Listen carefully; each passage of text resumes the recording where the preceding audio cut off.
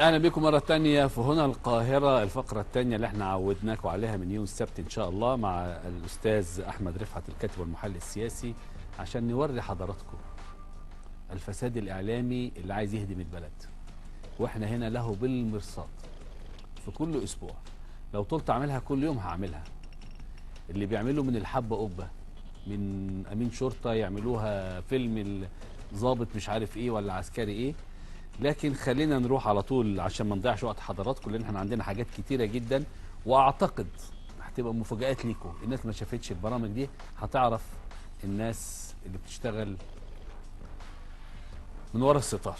خلينا نتكلم بصراحه زي ما عودتكم دايما طول حياتي يعني. استاذ احمد اهلا بيكم، منورنا. منور يا كابتن، ربنا يخلي حضرتك. وانا بشكرك على هذه الفقره اللي اسعدت ناس كتير، وناس كتير كلموني عليها، لان للاسف الاعلام بتاعنا بيبرز السلبيات لكن الايجابيات ملهاش. ده مش بس بيقول سلبيات، ده هو بيعتم على الايجابيات. ايوه، ويعتم على الايجابيات، بيروج للشائعات والاكاذيب بالظبط. ليه؟ لان هو بيبقى خدام عند مكنه شائعات الشر اللي شغاله عند الاخوان وانصار الاخوان وحلفاء الاخوان. طبعا في ملف تاني انه هو الدوله بتواجه الفساد، مش بيجي ناحيته عشان يبين ان الدوله نصير للفساد، وانه الفساد مستمر من انظمه سابقه لغايه النهارده. شغال على انتاج الاحباط للناس والبؤس والتشاؤم بدرجه يعني تخلي الناس مفيش حاجه اتغيرت، كرهه نفسها ليل ونهار. وده كمان سبب من اسباب الحوادث، والناس يعني تلاقيها قرفانه في الشارع بسبب الاعلام. لا وكمان اللعب كمان يا استاذ احمد على قناه السويس، عمل ايه وعمل سوت ايه وبتاع. ما هم الناس لو فاهمه قناه السويس دي ايه، مش ميه ومجرى بس. مش لا انا بشرح حضرتك النهارده الفريق ميميش حتى هو في شرم الشيخ. فريق ميميش قال انه قناه بورسعيد الجديده مش السويس هتشتغل خلال يعني اخر الشهر ده. هو 23 و4 22 و23 يعني هيطلع من شرم الشيخ على الاسماعيليه عشان مؤتمر بناء بورسعيد الجديد، وانه قادر دلوقتي يستقبل الحاويات العملاقه. طيب استاذ احمد، عايز ابتدي بالخبر الاولاني اللي هي مش عايز اقول الخبر المكتوب ده، لكن القصه بتاعت رشوه محافظ الفيوم والنواب مش عارف ايه، والفيلم اللي حصل اللي عمل ربكه في البلد ده. خلينا بس نفكر الناس بالحلقه اللي فاتت جزء منها الخاص بالملف الكبير اللي احنا نشرناه عن العقوبات القاسيه اللي شغاله للضباط والاحكام القاسيه اللي بياخدوها من القضاء المصري العادل. ليه بقى؟ لانه لو الاعلام بينشر زي ما احنا شرحنا، كنت مستغرب لو الاعلام شغال زي ما احنا عملنا كده اول باول ما كانش حصل الضرب الاحمر. بالظبط. لان الناس صارت لان عندها اعتقاد انه الشرطه ضد البلد وضد القانون وفوق الناس. هم لو شايفين الملف قد ايه نشرناه احكام واخدينها بالظبط ضباط خلال الاسابيع اللي فاتت بس مش السنين اللي فاتت، ما كانش حصل اللي حصل. عايزه برضو طب تسمح لي يا استاذ احمد، معانا سياده المستشار وائل مكرم محافظ الفيوم. سعاده المستشار مساء الخير. مساء الخير يا فندم. ازي حضرتك؟ معايا الاستاذ احمد رفعت. يا اهلا وسهلا احمد بيه. اهلا سياده المحافظ. سياده المحافظ يعني واثناء انعقاد مؤتمر شرم الشيخ مؤتمر الكوميسا برئاسه مصر اللي بتسترد افريقيا النهارده، شائعه في وسائل الاعلام وفي الصحف عن يعني عنوانها، انا اسف في التعبير، عنوانها بيقول انه قضيه رشوه محافظ الفيوم لنواب الفيوم. نسمع الخبر من مصدره، لان النهارده شفنا عدد من نواب الفيوم كان حزين على الشائعه وكان يعني كان غاضب بسببها، ونفى في احدى الصحف اللي ان شاء الله بكره تبقى صادره يعني. اتفضل سعاده المستشار. طبعا يعني مصر بتنطلق وبتتقدم، لكن في ناس طبعا هدفها الاساسي هو هم اعداء النجاح. تمام. محافظه الفيوم بتشهد طفره في كافه القطاعات وفي كافه المجالات. الحرب بدات على المحافظ شخصيا خلاص، وبعدين طالت النواب فيما بعد. نواب محافظه الفيوم نواب محترمين. تمام. انا لا ليا عندهم حاجه ولا هم لهم حاجه عندي عشان ارشيهم. تمام. انا راجل قانون واعرف يعني ايه مدى عقوبه هذه الجريمه. تمام. واي كلمه بتطلع مني كلمه محسوبه. يا ريتهم قالوا الكلام ده على لسان حد تاني مش قانوني او راجل مش كان عضو في القضاء. انا هعين له قرايبه في النيابه ويعرف ايه عن النيابه، ولا هم يعرفوا ايه عن النيابه، ولا يعرفوا ازاي التعيينات بتتم هناك. هذا الكلام عاري تماما من الصحه. تمام. الساده النواب عندما اجتمعت بيهم اول مره بعد الانتخابات تحدثنا في كل شيء خاص بمحافظه الفيوم، مشاكلها والحلول المقترحه وما نطلبه من مجلس النواب. عندما تحدثوا معي في الوظائف قلت لهم كافه الوظائف بمسابقات، تمام. اما لو محتاجين وظائف ضروريه هناك المنطقه الصناعيه، تمام، في قوم قشيم محتاجه وظائف، تمام، بالحد الادنى 1200 جنيه، وانا عندي كشوفات مطلوبه يوميا بوظائف في المنطقه الصناعيه، وده اللي انا بعرضه على كافه المواطنين، تمام، في لقاء خدمه المواطنين كل اسبوع. لما حد بيطلب مني فرصه عمل انا بقول له اتفضل في المصنع الفلاني، تمام، وظيفه ب 1700 جنيه، ب 2000 جنيه، ب 3000 جنيه، تمام. هذا الكلام عاري تماما من الصحه، تمام، عاري تماما، وهذا ما اكده نواب محافظه الفيوم. طب سعاده المستشار، وجود بؤر من بؤر الارهابيين والاخوان المسلمين في الفيوم ليه تاثير على هذه الاشاعه؟ والله يا فندم في طبعا مجموعه من الناس محرض، يعني مش عايز اقول لك في ايه، في ناس فعلا مش عايزه البلد تتقدم، البلد في حاله من التقدم، البلد فعلا الفيوم بتشهد طفره في كافه القطاعات. النهارده لما اجي اكلم حضرتك على حاجات مشاريع متوقفه من 12 سنه، لما تيجي اتكلم على ترعه قوطه ما يهم الفلاح المصري والفلاح الفيومي المتوقفه من 12 عام وهتحيي 16000 فدان تم اعتماد 75 مليون جنيه، لما تيجي تشهد طفره في الطرق، لما تيجي تشهد طفره في معهد اورام متوقف بقاله 10 سنين هيفتح في العيد القومي، لما تيجي تجد طفره في كافه قطاعات الصحه، في كافه الطرق، تمام. لما تيجي تتكلم النهارده ان احنا كان عندنا اجتماع مهم جدا وكان عندنا المهندس ابراهيم محلب الاسبوع اللي فات، تمام، ان احنا بنتكلم في تنقية بحيرة قارون وعودة الثروة السمكية مرة اخرى، تمام، فرص اقتصادية، فرص سياحية عملاقة، 3000 فدان على الساحل الشمالي لبحيرة قارون، النهارده افتتاح متحف وادي الحيتان، سيادة الرئيس اتكلم على محطات المعالجة اللي فيها ألف ثلاثية، تمام، بعد 3 ايام كانت محافظة الفيوم بتوقع بروتوكول في الهيئة العربية للتصنيع، تمام، فهناك اعداء نجاح كتير.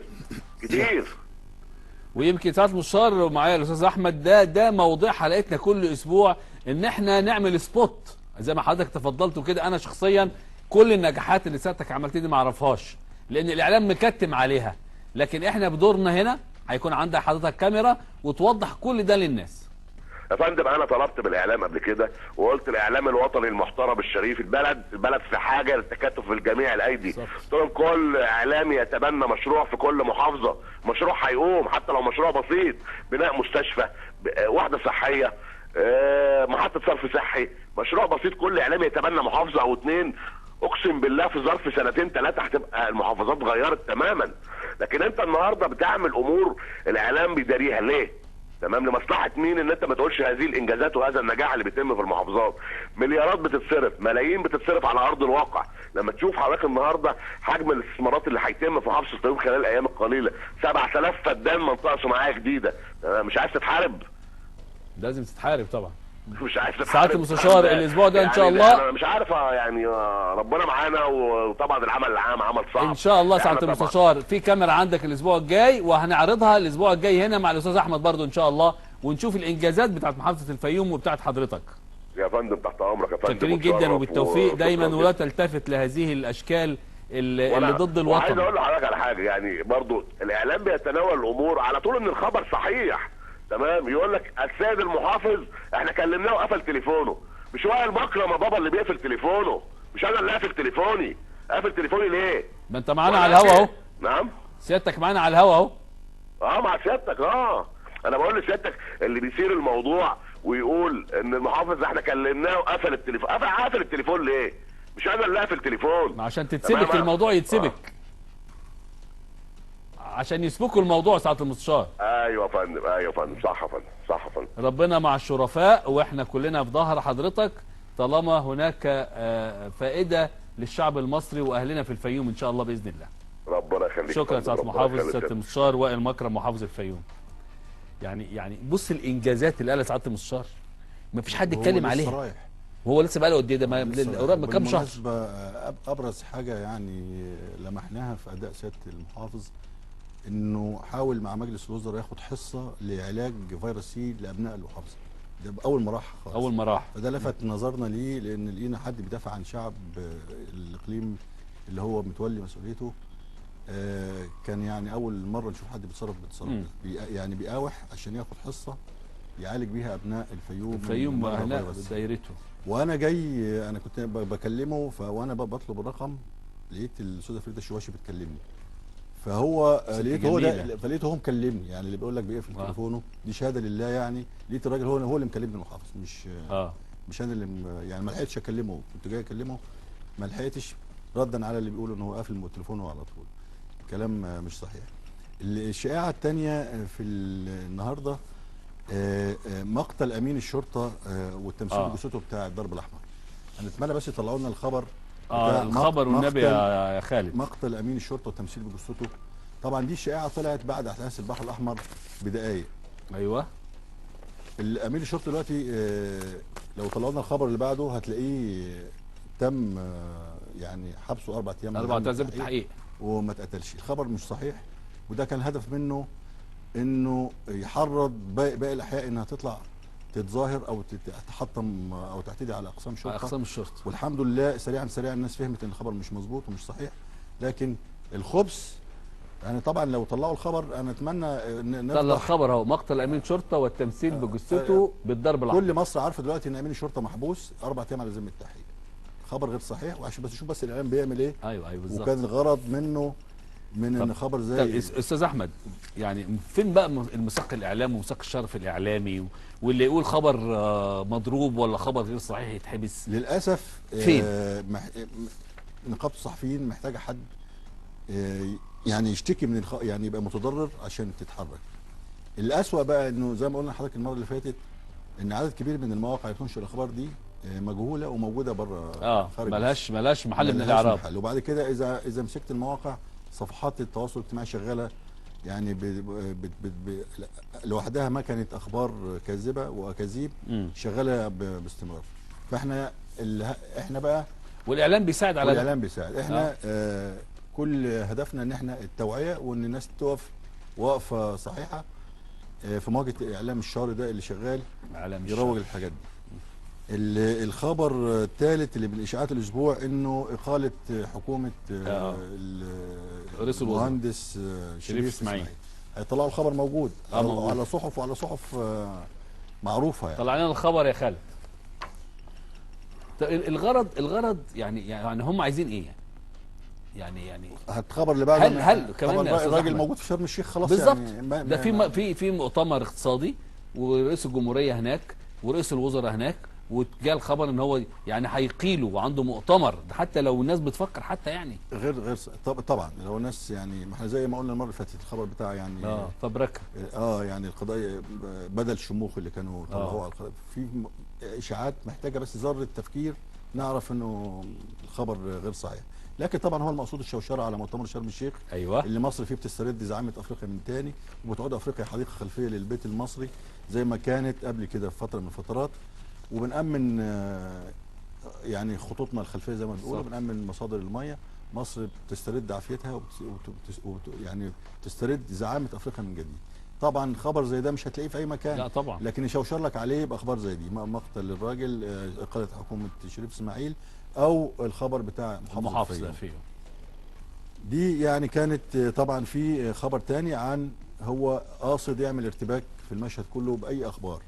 حتى الصوره الشهيره اللي موجوده طبعا يعني رواد الفيسبوك ونشطائه عارفين الخبر بتاع الناس اللي بتصلي ففي شارع عامل دوران كده، فالناس ماشيه مع الدوران يعني قال القبله قال لفه معاهم. هو قاصد يشوه المشهد في مصر بشكل عام، ويقولوا ان المصريين حالهم مرتبك، وحتى الايمان بالله مش عارفين يمارسوه، حتى يعني طقوس وشعائر الصلاه مش عارفين يمارسوه. يا ريت تطلع لنا خالد المقوله بتاعت الشيخ متولي الشعراوي. فالقبله قال يعني ماشيين هم مع الدوران بتاع الشارع. مع الدوران بتاع الشارع يعني. زي ما الراجل بيلف ولافين ورا، دي القبله قال، وده الصلاه. الصوره دي اصلا مفبركه وقص ولزق واتكلمنا عليها قبل كده في البرنامج الاذاعي اللي بنعمله عن حروب. حضرتك مش هتبقى يعني متضايق لو قلنا ان الاذاعه الوطنيه؟ لا طبعا اذاعتنا وطنيه، واذاعنا الاذاعه والتلفزيون المصري وطني. استدعوني عشان اعمل برنامج حروب الجيل الرابع 3 ايام في الاسبوع زي ما حضرتك كده اهتميت، لانه هم بس الوحيدين في الاعلام الوطني اللي اهتم، فمشكورين زي ما حضرتك مشكور. بالظبط. كلنا بنشد على بعض عشان نعرف نسند بلدنا. فهناك قلنا الاشاعه دي وفندناها، بس ان شاء الله هنجيبها لهم صوت هنا صوره عشان هات لنا الصوره يا خالد، لان هم يطلع اشاعات على فنانين باعتبار ان زي الصوره الشهيره بتاعت فتاه واقفه مع ملك البكر العالمي ملك القمار يعني، وعايز يقول ان المصريين بقوا منحلين. جبنا اصل الصوره البنت لا مصريه ولا عربيه وايطاليه ومالهاش علاقه بالمنطقه خالص، بس هو عايز يدي انطباع ان المصريين في حاله انحلال. فواقفه عريانه جنب ملك القمار العالمي، والصوره طبعا غير صحيحه. لكن النهارده هو بقى ناشر صوره الاسبوع ده، وده من موقع ده بجد موقع محترم نافي الاشاعه، انه تمثال اثري ماشي على عربيه، على عربيه كر، على عربيه كر او عربيه ربع نقل. طبعا التمثال مقلد مش اصلي مش صحيح، والصوره مفبركه، ولو طلعوا لنا الصوره يبقى افضل. طلعوا لنا الصوره خايبه بتاع التمثال العربيه النص نقل دي اهي. يعني هل يعقل ان تمثال زي ده او اثار مصر ده يمشي كده؟ شغالين على كل الاتجاهات. زي الصوره اللي بعدها، انه الاسد في حديقه حيوان الجيزه يعني عنده تقريبا سل عيان وعلى وشك يعني عايز مصحه يخش مصحه. نكتشف ان الصوره مش من مصر اصلا، مش من مصر، غير صحيحه، لكن هو عايز يدي انطباع على ان في اهمال، وانه البلد في حاله فوضى وفي حاله ارتباك كبير. فتحط الصوره دي جنب الصوره دي جنب الشائعه دي جنب الشائعه دي، تكره البلد واللي فيها بالظبط. لكن ان شاء الله احنا دورنا ان احنا نبرز دوت ونقول الايجابيات اكتر من السلبيات، ولما يبقى في سلبيات على فكره هنقولها، مش يا استاذ احمد هنقولها هنقول سلبيات عشان نخلص منها. بالظبط، لازم نفضحها ونفضح صاحبها، لان دول اللي بيتسببوا في مشاكل للبلد كلها. فما عندناش مشاكل مع حد يعني، لو في بس احنا بنتكلم لان غيرنا شغال على السلبيات وبيزود فيه، فمش ناقص احنا كمان، فاحنا مركزين. لا احنا بنتكلم في سلبيات عشان للافضل. لكن مش هنضغط على السلبيات بس. بالظبط كده. احنا دورنا ان احنا نقول الايجابيات بصوره ما تكونش فيها تطبيل ولا تهويل ولا ده مش دورنا. هنيجي لكن ده دورنا الوطني يا استاذ احمد. بالظبط. بعد فقره الفيديو اللي زي ما عملنا الاسبوع اللي فات وكانت يعني عجبت ناس كتير. اول فقره هم 3 لقطات كانوا في يوم واحد. خلينا نشرحهم الناس بس وبعد كده نشوفهم. اتفضل. استاذ يعني مع احترامنا ليهم كلهم كلهم زمايلنا، بس احنا بنتكلم صوت وصوره. احنا لا قلنا حاجه نيابه عن حد ولا بنفتري على حد. الناس عارفه بالمناسبه، لان المشاهد كانت شهيره وتم توظيفها بشكل سلبي ضد مصر يعني ضد الشعب المصري. الاستاذ ابراهيم عيسى، الاستاذ يوسف الحسيني، الاستاذ عمرو اديب. انا قالوا لي في مشكله في الفيديو بتاع عمرو اديب، مش مشكله، الناس عارفاه وحافظاه، لكن ال3 فيديوهات كانوا في يوم واحد. يعني الغريب انه في يوم، يعني انا لو انت لو مصري زي ما في موضوع الشائعات هتكره البلد، ولو انت قاعد بره مصر هتكره مصر، ولو انت مغترب مش عايز ترجع. 3 فيديوهات. الفيديو الاولاني على عكس حتى اللي بيتقال في ايطاليا. الفيديو الاولاني تقريبا بيتهم الداخليه بانها هي مين اللي بيعذب ومين اسلوب مين دوت، ولو هو في المكان ده انا سمعته كان حد سمع، لكن ده في مكان مقفول والقصه هي اللي هنشوفها. طبعا هقدم للفيديوهات وهعلق عليها بعد عشان اوري لحضرتك بس ازاي الاستاذ ابراهيم عيسى ذاكرته ضعيفه ونسي حاجات هو نفسه قالها. ازاي انه صحيفه ايطاليه زي بانوراما قايله سيناريوهات اغتيال روجيني متعدده، ابرزها ان تكون جماعه الاخوان الارهابيه هي اللي ورا الحادث عشان تحرج الحكومه المصريه. بالظبط، وده اللي حصل. الحكومه دي على فكره الخبر موجود على اليوم السابع. اللي عايز بس يتاكد من كلامنا يكتب صحيفه ايطاليه الاخوان وراء مقتل روجيني. يجيبوها لنا لو يقدروا. بص يا استاذ احمد، والزنكوخراف موجود. بص روسيا معاك، ايه اللي حصل في الطياره؟ ايطاليا معاك، ايه اللي حصل؟ المانيا كويسه، باعتين مواطن المانيا يتحرش بالحكومه. انجلترا مش عارف ايه حصل، ايه الموضوع بتاع المقاطعه والبتاع وزاره الرئيس. بالظبط، وزاره الرئيس والكلام ده كله. يعني كل ما واقف جنبك بيحاول يفسد العلاقات معاه. بالظبط. الفيديو الثاني الاستاذ يوسف الحسيني ومع احترامنا الكامل ليه طالع بتيشيرت ضد التعذيب وضد الاختفاء القسري، وقال انه متضامن يعني ضد مع المعتقل بسبب التيشيرت المشابه اللي اعتقل بسببه، وما قالش للناس انه سبب اعتقال الراجل مش عشان ارتدى التيشيرت، لكن سبب اعتقال محمود محمد انه متهم بالقاء مولوتوف وتخريب منشآت، ويعني انه معاه حيازه متفجرات. وكلنا عارفين، يعني كل مصر عارفه، ما عادش سر انه الاخوان بيستخدموا الاطفال. بالظبط. واحيانا والارهابيين في سيناء بيستخدموا السيدات الحصول على معلومات وزرع متفجرات، وبيستخبوا في وسطهم. انا سمعت الرئيس مره او حد قال لي، وكانت مره في رمضان وكان هم متجمعين كلهم، ما اعرفش بقول اسرار ولا بقول ايه، الارهابيين متجمعين ومعاهم ستاتهم ومعاهم اطفالهم. فبلغوا الرئيس ان الناس قاعده ومعاهم كذا وكذا وكذا. قال له ما تضربهمش. لا ده في اللي ما هم ايد الجيش والشرطه مغلوله في سيناء بسبب قال ما تضربوش الاختفاء عشان الستات والاطفال. هو ده الاسلام وهي دي الاخلاق وهو ده ديننا اللي احنا نعرفه.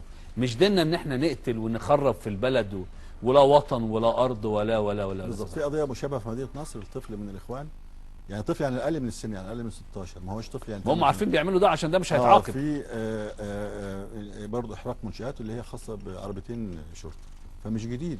الناس مندهشه ليه؟ وانا والاستاذ يوسف الحسيني مندهش ليه؟ عشان يطلع يعني يقول كلام مش هو عارف انه مش مظبوط، وانه الطفل اللي قايل عليه يعني هو 16 17 سنه ما هواش معتقل على ذمه قضيه انه ارتدى تيشيرت. برضه مصر هتعتقل الطفل ده؟ احنا كنا بنشكو من المظاهرات الاسبوعيه اليوميه يوم الجمعه بالظبط في المطريه والطلبيه، ونزعل ان الشرطه نلاقي الالاف ويقول لك قبضوا على 3. طب ما قدامك اهو سايبهم ليه؟ وسايبهم ليه طول الاسبوع لما يتظاهروا تاني يوم الجمعه؟ بالظبط. ففاضي الشرطه بقى عشان تلف قضيه لطفل صغير. نشوف الفيديو نشوف اول فيديو للاستاذ ابراهيم عيسى مع احترامنا الشديد ليه طبعا. يعني اتفضل يا اخي اتفضل.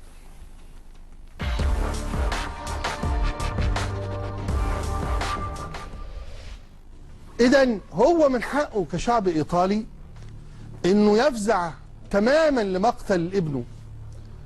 طب لما يجي بقى يقرر إنه لا نشرح بقى ونشارك ونشاهد في التشريح وفي المتابعة لكل خطوات التحري والتقصي لهذه الجريمة.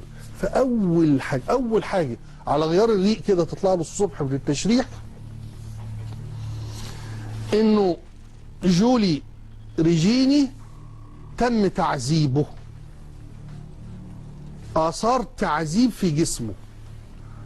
ولما نعرف اثار التعذيب فين، مش الايطالي ده المصري اللي من شبرا هيشك على طول. اثار التعذيب صعق في اماكن حساسه سجحات وكدمات وخلع للأظافر.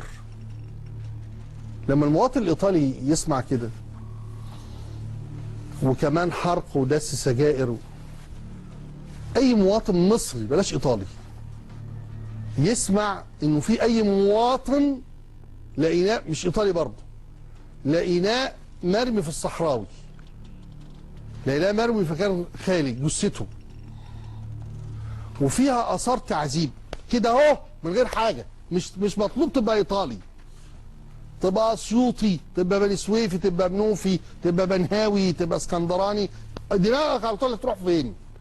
ولما هو مين في مصر في تراثنا يعني وفي وعينا وفي عقلنا الباطن والظاهر مين بيصعق في مصر في اماكن حساسه؟ هو حته واحده اللي بتصعق في اماكن حساسه. مين في مصر بيعذب اصلا خيالنا وتراثنا وواقعنا؟ مين اساسا؟ فلما انا ابقى راجل ايطالي بقى سيبك من مصر اللي هي مليانين احنا حسن نيه ورغبه ان ما يكونش ده حقيقي وانه ايه ولا مش معقول مش معقول مش معقول مش معقول وحاجات كده. خلينا بقى راجل ايطالي بيقرا جورنال الصبح او بيتفرج على القناه الحكوميه الايطاليه وهي بتقول له ان اثار التعذيب لهذا الشاب الايطالي اللي قتل في مصر صعق في اماكن حساسه وخلع للاظافر. قول لي بذمتك يجي في ذهنه اطلاقا دي قضيه قتل جنائيه؟ يعني حد مثلا متضايق من الولد فقتله، في حد في الدنيا متضايق من الولد يعذبه ويقتله ليه؟ ما يقتله ويخلص. يعني لو في جريمه تصفيه او قتل للولد يعذبه ليه؟ اللي بيعذب مين؟ اللي بيعذب في اي حد عنده علاقه عدائيه جباره بالمجني عليه وبينهم تراث من الغضب والقرف والحقد والكراهيه وعملوا في بعض عمايل سوداء فهو بينتقم.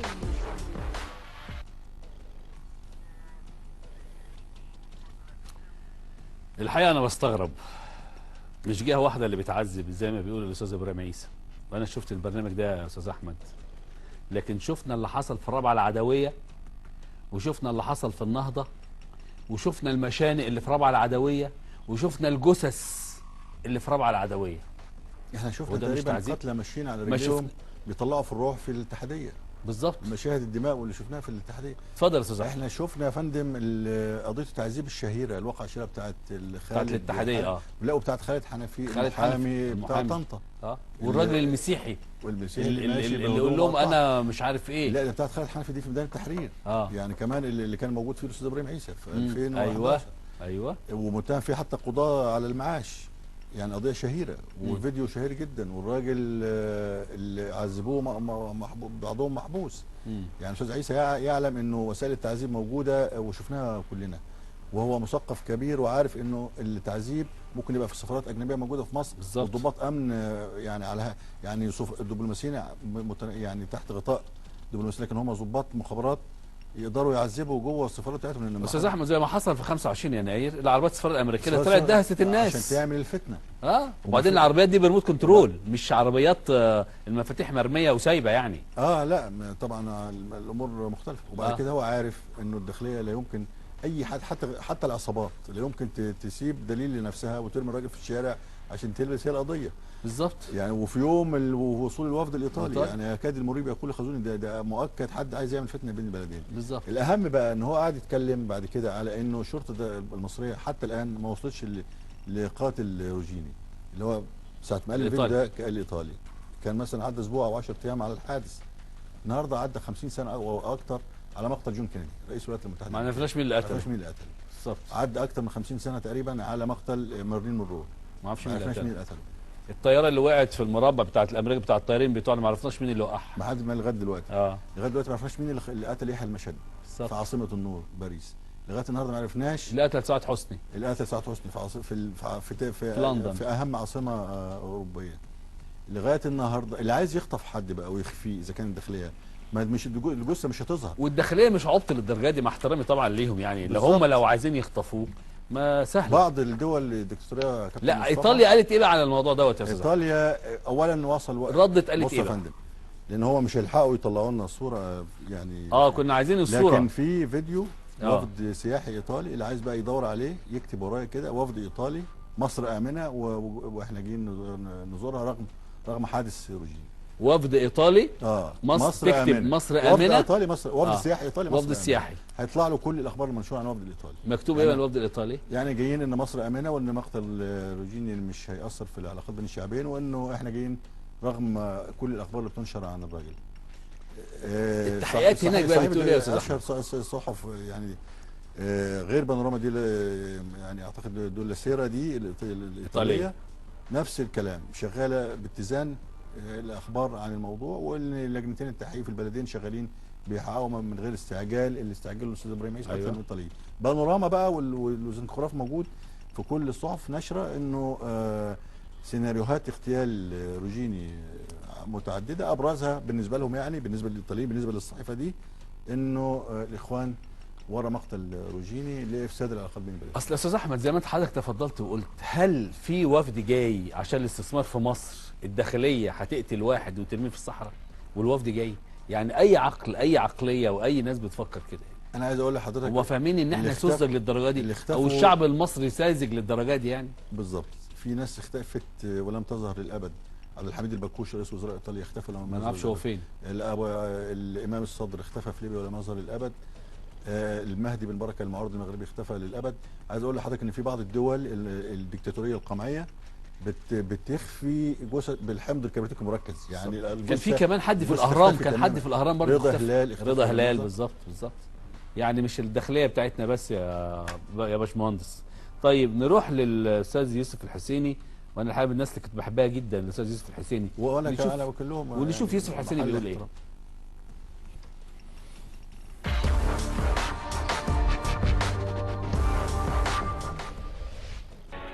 السلام عليكم ورحمة الله وبركاته أيها السيدات المحترمات، أهلا بكم. زي ما اتفقنا امبارح النهاردة تي شيرت وطن بلا تعذيب، لو عايزين تشوفوه كويس جدا، عشان لو انه دي تهمه لو سمحتوا عايزين البوكس يبقى داخل بظهره. مش قادر افهم ازاي دي تبقى تهمه لطالب زي محمد محمود، واللي اتحبس احتياطيا الحقيقه بسبب ارتدائه تي شيرت زي اللي هذا المذيع لابسه على الهواء. محمود محمد كان لابس التيشيرت ده يوم 25 يناير سنة 2014 خلال الذكرى الثالثة لثورة يناير العظيمة. يعني محمود بقاله حوالي 755 يوم في الحبس بدون تهمة، خد بالك، وما تعرضش للمحاكمة حتى هذه اللحظة، وبالمخالفة للدستور وبالمخالفة للقانون، وتحديدا المادة 143 من قانون الإجراءات الجنائية، واللي بتقول في نصها: وفي جميع الأحوال لا يجوز أن تتجاوز مدة الحبس الاحتياطي في مرحلة تحقيق ابتدائي وسائر مراحل الدعوة الجنائية ثلث الحد الأقصى للعقوبة السالبة للجريمة، وبحيث لا يتجاوز 6 أشهر في الجنح و18 شهرا في الجنايات و2 إذا كانت العقوبة المقررة للجريمة هي السجن المؤبد أو الإعدام. الحقيقة إنه محمود عدى السنتين ولا زال محبوس احتياطيا، رغما إنه أسرة محمود قدموا بالفعل طلب للإفراج عنه في المكتب أو أمام مكتب السيد النائب العام. المسألة الحقيقة بالنسبة لي ليست تضامنا مع محمود بشكل شخصي، المسألة أبعد من كده بكتير، المسألة هي مسألة مبدأ، المسألة هي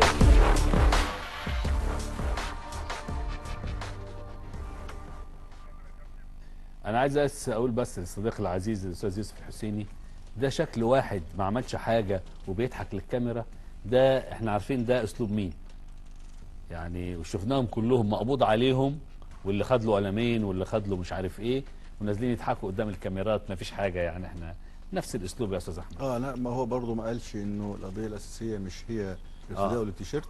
القضيه الاساسيه انها ممكن تبقى جنحه وبالتالي 6 شهور حد اقصى للسجن الاحتياطي، و18 شهر جنايات للجنايات. لكن هو ما قالش ان التهمه الاساسيه حيازه مفرقعات ومولوتوف واعتداء على منشآت عامه يعني في كل الاحوال. هو ليه بيدي انطباع في نفس الاسبوع اللي فيه روجيني ان مصر بلد اختفاء قسري وبلد تعذيب؟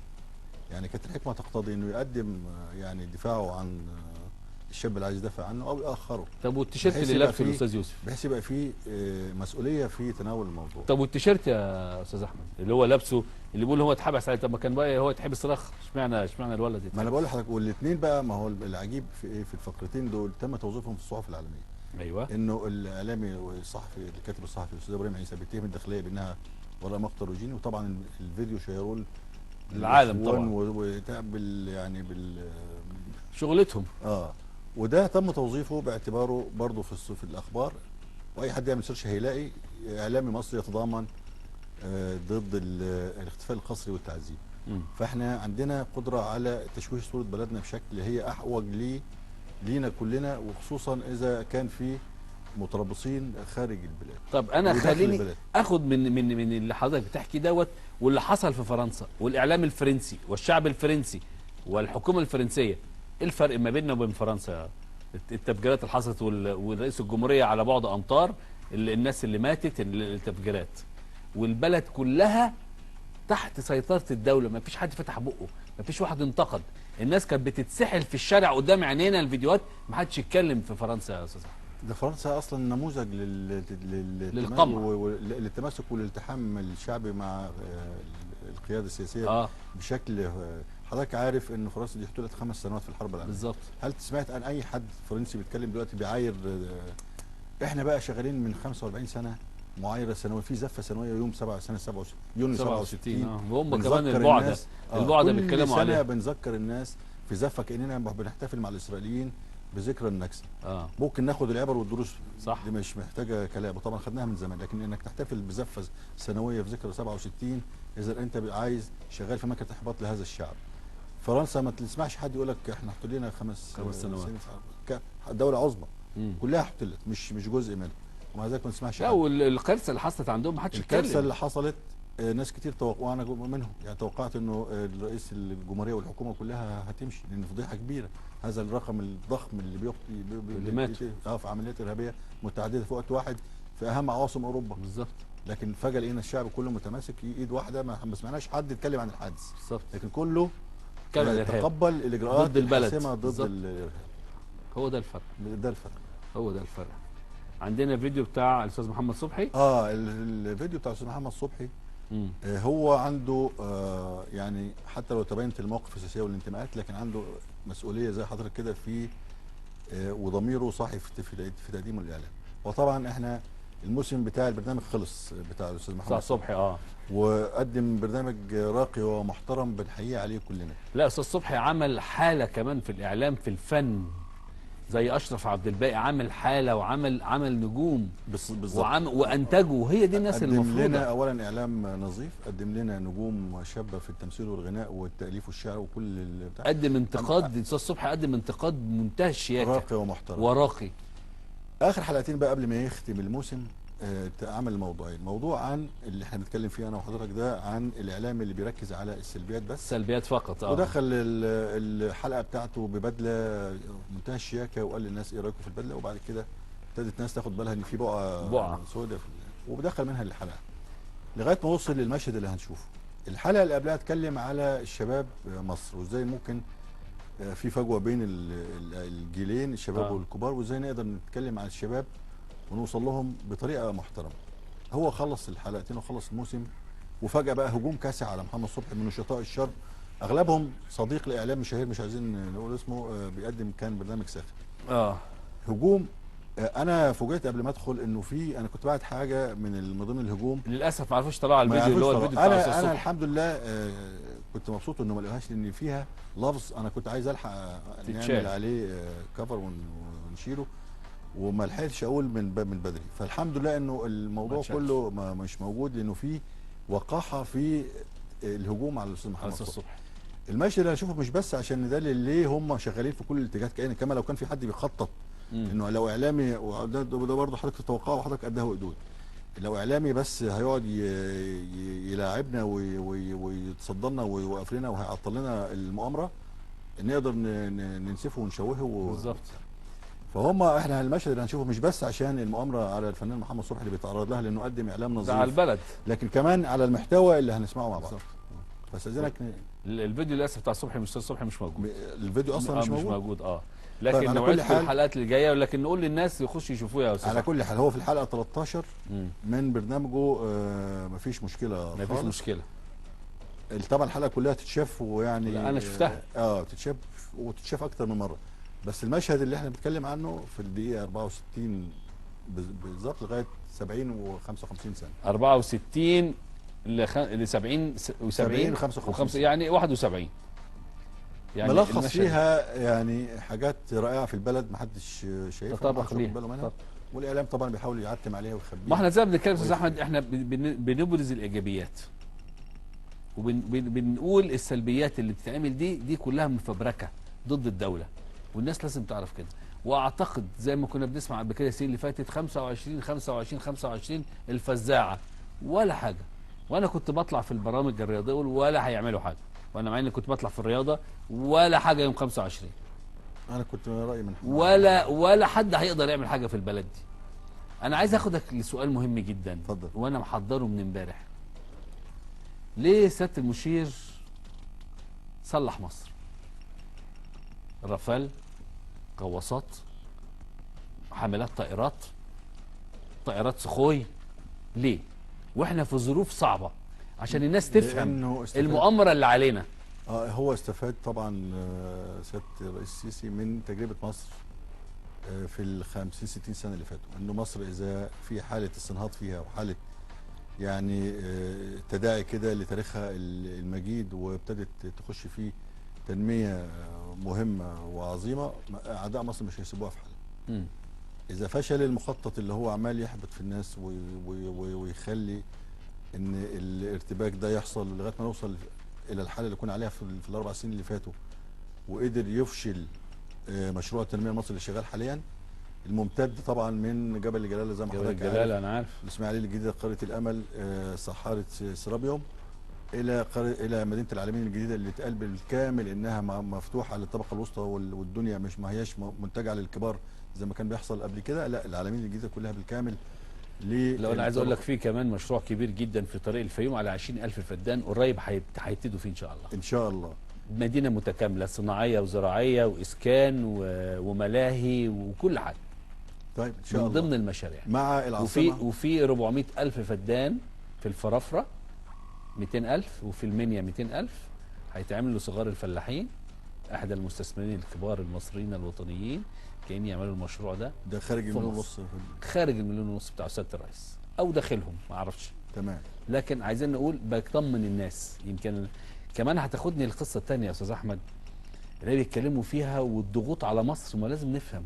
ما احنا مش بنتحارب بس إن اخوان مسلمين وطابور خامس وطابور رابع واشاعات. ده اقتصاديا وسياسيا ومعنويا وعسكريا. حمايه ده كله لازم يبقى عسكريا. ايوه حمايه ده كله يبقى عندك جيش قوي، والحمد لله. وزي ما قلتها من 4-5 سنين الواحد يفتخر ان ده جيشنا.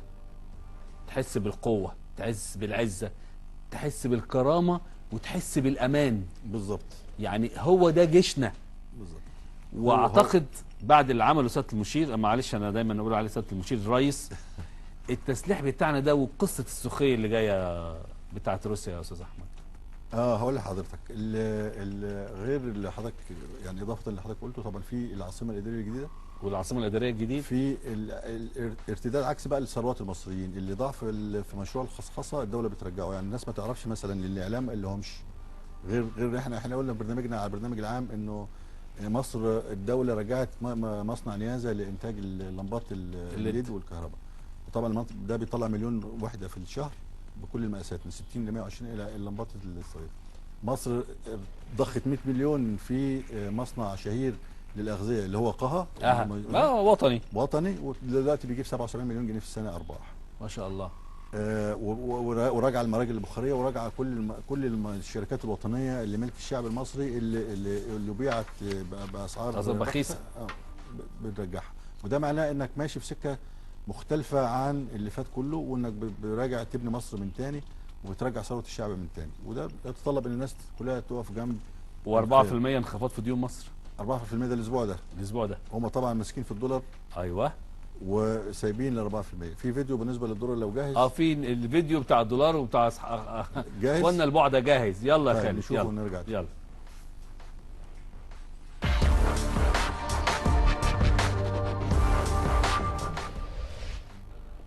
السلام عليكم. أنا اسمي محمد محمود، عايش في نيويورك الولايات المتحدة الأمريكية. أنا بدعو يعني لحملة اسمها حملة مفيش تحويلات مفيش دولارات للنظام الانقلاب في مصر. النظام اللي بياخد الفلوس بيبني بيها معتقلات ويعتقل بيها البنات. فاحنا يعني بندعو كل مصري عايش بره مفيش دولارات مفيش تحويلات إلى أن يسقط هذا النظام. شكرا. فيه جماعة اليومين دول نازلين من الاتحاد جماعة الإخوان الدولي، التنظيم الإرهابي بتاع جماعة الإخوان المسلمين، بيقولوا في الفيديوهات اللي منزلينها ان مفيش دولارات هتنزل على مصر، وان الدولارات دي هتتحول هيستلموها هم هنا، والناس هتستلم الفلوس دي بالمصري عشان الاقتصاد المصري ينهار. في حاجة بسيطة بس انا عايز اقولها للناس اللي هتسمع الفيديو ده، الكلام ده مش هيحصل، والجيش المصري محدش هيقدر يعمل معاه حاجة، والتنظيم والإرهاب والدول اللي هي متجمعة كلها وعايزة مصر تبقى زي سوريا وزي ليبيا وزي العراق وزي فلسطين، ده مش هيحصل وعمره ما هيحصل، والله لا قدر يعني، وده عمره ما هيحصل طبعا. ان السيسي لو حصلت له حاجة في 1,000,000 عسكري ورتبة وعميد ولواء وقائد وحدة وقائد جيش وقائد لواء زي السيسي، واكفأ من السيسي واشجع واقوى من السيسي.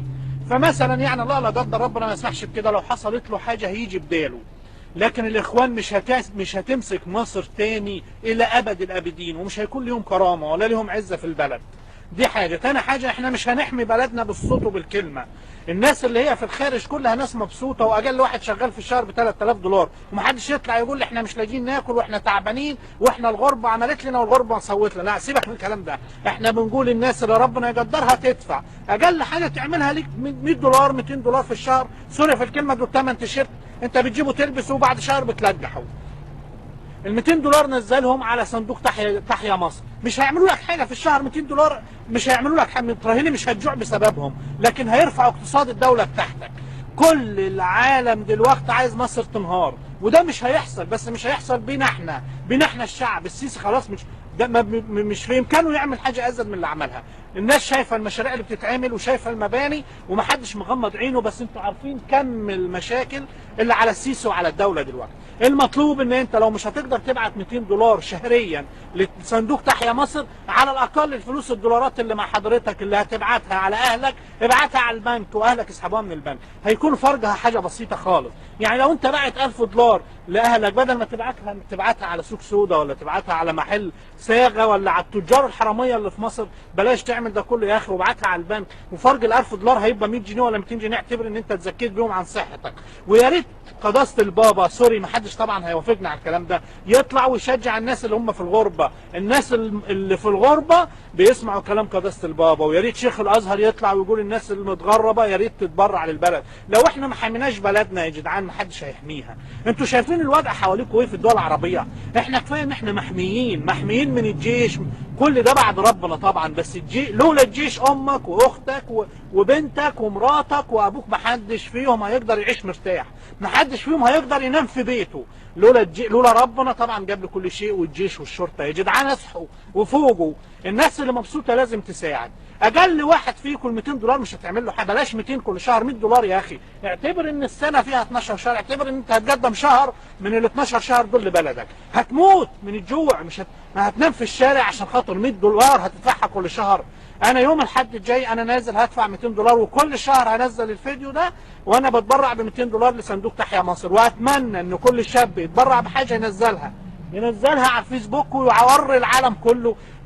مش يطلع لي واحد زي محمد محمود عضو الجماعات الارهابيه التنظيم الدولي ويقول انا في امريكا وانا همنع الفلوس انها تنزل والاقتصاد، واحد تاني اسمه مش عارف محمود بديني ولا محمود ايه طالع بيقول انا الناس دي مش هتدفع فلوس ولا هتحول دولارات لمصر غير لما الانقلاب ينقلب. مصارين امك انقلاب ايه وبتاع، مش هنسيبها البلد وهنحميها بدل من البلد. اتمنى ان اصحابي كل اللي هم موجودين في جميع انحاء الدول العالم، احمد شومان في الكويت، عادل حنفي في فرنسا، محمد سليم في السعوديه، كل الناس اللي اعرفهم اللي عايشين بره مصر. انا عايز اقول لكم شوفوا الحرقه اللي بيتكلم بيها، شوفوا الوطنيه هذا الشاب البسيط اللي في الغربه. هو ده احساس الوطنيه وده احساس البلد. شو الفرق بين مواطن ومواطن؟ بالظبط، ده مواطن مصري وده مواطن مصري. ده مصري المفروض انه مصري بس منتمي لجماعه طبعا يعني ما دول ما لهمش وطن دول خالص. طبعا. والتاني بانتمائه الوطني النقي الشريف. قد ايه محروق زي ما حضرتك بتقول، وقد ايه شاغل نفسه انه يوجه رساله للمغتربين، وابتدى بنفسه ما قالش كلامه خلاص. لا قال لك انا هتبرع، واسمه وصوته موجود وشكله موجود وكل حاجه موجوده. الكلام ده بس بنقوله ليه بقى؟ مش عشان بس نشجع الناس ونعمل مبادره حتى من خلال البرنامج انه المصريين اللي بره يبقى فيه يعني اهتمام بالتحويلات، لكن كمان انه ازمه الدولار ما هياش بس الاسباب خاصه بانخفاض تحويلات في الخارج، التحويلات في الخارج، ولا انخفاض عائد قناه السويس بسبب ركود التجاره العالميه، ولا بسبب السياحه اللي مضروبه وبتعاني، لا بسبب استيراد الحاجات اللي ملهاش لازمه. وطبعا هم البديل المصري لسه مش جاهز انه يدخل على الخط بدل اللي اتمنع، فبرضه المستوردين شغالين يجمعوا الدولارات، زائد اخواننا اللي شغالين تآمر على الاقتصاد المصري، سواء اللي بيتكلم ده في امريكا او اخوانه اللي في الكويت وفي بعض الدول العربيه شغالين في التحريض على جمع الدولار وبيعه في السوق السوداء ومنعه من البنوك الوطنيه. الراجل بصوت والصوره بيعترف. لا ان شاء الله مش هيحصل. لا طبعا مش هيحصل. انا ليا اصدقاء كتير في فرنسا وفي السعوديه وفي الكويت، واعتقد ان هم هيكونوا يسمعونا النهارده ويتفرجوا علينا، واعتقد الوطنيين المصريين اللي بيحبوا بلدهم هيعملوا ده، وانا يعني من هنا من خلال قناه الحدث باكد لكم ان شاء الله مصر جايه افضل من الاول بكتير قوي في خلال اشهر معدوده ان شاء الله باذن الله. ارجع بقى للنقطه اللي كنت حضرتك بتتكلم عليها بتاعه السلاح وبتاعه السخوي. طبعا لتامين التنميه اللي حاصله لازم يبقى مصر ليها زراعه قويه. احنا اتكلمنا الحلقه اللي فاتت عن الرفال وقلنا قد ايه امكانياتها الرهيبه، انه سرعتها 2000 كيلومتر في الساعه، يعني قلنا 3 دقائق تبقى على شط قناه فوق قناه السويس، وبالتالي لو طلع من قناه السويس يبقى بعد 3 دقائق عدى الناحيه الثانيه، عدى الناحيه الثانيه في البلد اللي احنا عارفينه. وقلنا انه مداها 3000 متر، يعني توصل لاماكن بعيده. حضرتك كل الناس تتخيل لغايه فين وترجع تضرب 6 اهداف في وقت واحد، غير انها راصده اكتر من كذا مصدر، زائد ان هي طائره متعدده كامله المهام، مش متعدده المهام زي الاف كامله المهام، كامله المهام يعني، وبتشتغل قاذفه ومقاتله. الناس طبعا الدفاع البسطاء مش عارفين يعني ايه القاذفه اللي هي تطلع تضرب وترجع. المقاتله الاعتراضيه اللي هي لو في طياره جايه تطلع تقابلها فوق، دي بتعمل الاثنين مع بعض، عندها قدره انها تعمل الاثنين. المسترال بقى، حمله الطيارات المسترال دي قريه متحركه، دي مساحتها يا فندم 6000 متر. يعني لا تخيل بنايه ضخمه او برج كده متحرك، لو 20 شقه كل شقه 300 متر بالظبط، دي المسترال. يعني حاجه كل واحده عليها مقاتله، كل بتشيل 12 طائره هليكوبتر، اكثر من 54 ناقله جنود او مدرعه، عليها مستشفى 700 متر فيهم 2 غرفه جراحه، تشيل 1000 مقاتل وجندي وضابط لفتره توصل من 4 ل 6 شهور، او تشيل عدد اقل بس لمده سنه. ودي مداها 22000 كيلو متر، يعني تروح بشكلها وترجع، تروح امريكا وترجع تاني. عايزين نقول بقى الايجابيات يا استاذ احمد. بعد الايجابيات حضرتك قلت السخوي. السخوي دي طياره مدنيه. شوف بقى حضرتك ما تعرفش، والمشاهدين انا هقول لك يعني اغلبهم مش هيبقى عارف ان الاسبوعين اللي فاتوا 2 فبراير تحديدا عدى اكتر من 18 يوم اهو. مصر وقع، المصريين مش لازم الحكومه لكن المصريين في جزء منهم طبعا تبع الحكومه، الشركه هقول لحضرتك عليها، وقعت اكبر صفقه في التاريخ مع روسيا. ما حدش شاف الحكايه دي. هي صفقه توصل ل 200 مليار جنيه. 200 مليار جنيه؟ 200 مليار جنيه، طبعا رقم يخض. طبعا حتى واحنا بنبني السد العالي مع الروس، واحنا بنبني مصانع الحديد والصلب والالومنيوم والنصر للسيارات والحاجات العملاقه وانشاص والحاجات العملاقه اللي كانت في الستينات، ما وصلناش للرقم ده. ده اكبر صفقه في التاريخ مع روسيا. اتمضت 2 فبراير 2 فبراير. دي قصتها يا فندم ان في شركه، طبعا انا ما فيش حرج ان احنا نقول اسمها لانها شركه بتشتغل في منتج خارج البلاد، وبالتالي عادي لا ما فيش مشاكل. اسمها اير ليجر، دي شركه طيران خاصه مع شركه لاكي للسياحه، ودي شركه برضو يعني خاصه على العامه، مع شركه سخوي الروسيه. وقعوا يا فندم اتفاق ثلاثي بمقتضاه مصر تحصل على 45 طائره سخوي، دول ثمنهم 2 مليار دولار. وان في عقد مدته 10 سنوات يستخدم 1.5 مليون سائح سنويا، يبدا من مايو اللي جاي. السايح بيجي باكثر من 1500 دولار في الرحله، اضرب بقى في 1.5 مليون، عندك اكثر يعني داخل في يعني 3 مليار دولار، يعني اكثر من 24 مليار جنيه في السنه الواحده، اللي عقد مدته 10 سنين. اول 5 طائرات جم الاسبوع ده، خلاص استلمتهم مصر ما شاء الله، وبيستعدوا طبعا لعوده السياحه بين البلدين. طبعا الاتفاق يقتضي تامين الوفود الجايه وترجع تاني، مش يجوا بس وترجع ويسيبوه، لكن يقتضي ان شركه السخوي تجيب سياح وتوديهم لشركه لاكي، وشركه لاكي تجيبهم على الطيران المصري ده الاير ليجر، ويرجع تاني روسيا في امان الله. العقد يبدا من مايو اللي جاي، سواء رجعت العلاقات الطيران بين مصر وروسيا او ما رجعتش، ان شاء الله من مايو اللي جاي هتبدا 1.5 مليون سائح سنويا بالمبلغ اللي احنا قلناه، اللي يوصل في ال10 سنين لاكثر من 200 مليار. في دقايق بقى يا استاذ احمد، معلش عشان خلصنا، عايز اكمل لحضرتك برضو تسليم 50,000 وحده سكنيه في اكتوبر. طبعا الاسبوع ده من الاخبار الحلوه، هم نقوا الجداول، في ناس بتبقى معاها شقق وبتقدم صفوا الناس الى اكثر من 51,000 وحده سكنيه. خلاص دول خلاص ضبط مليون لتر بنزين. لتر بنزين. بص يا فندم، انشط اداره في مكافحه الفساد، زي ما هم بيقولوا ان مفيش مكافحه ولا حاجه. انشط اداره في مصر لمكافحه الفساد بعد الرقابه الاداريه واجهزه اخرى ومباحث الاموال العامه، موجوده مباحث التموين. ده اللي هو اسامه الصغير. المباحث التموين يا فندم في يناير وفي فبراير لغايه اللحظه اللي احنا بنتكلم فيها دي، اكثر من 40,000 قضيه تموين. القضيه اللي حضرتك بتتكلم عليها دي من اكبر القضايا دي، بوصل مليون لتر بنزين مهرب، غير مئات الالاف من اطنان القمح الفاسد، اكثر من 150 الف عبوه في قضيه واحده لاستهلاك غير صالحه للاستهلاك الادمي. ده بقوله ليه؟ لان احنا كنا الاول غير امنين على اكلنا وعلى شربنا، دلوقتي خلاص مساله مختلفه. استاذ احمد رفعت بشكرك شكرا جزيلا، ارجو تكونوا استمتعتوا بحلقه النهارده، اشوفكم الاسبوع القادم باذن الله وتصبحوا على خير.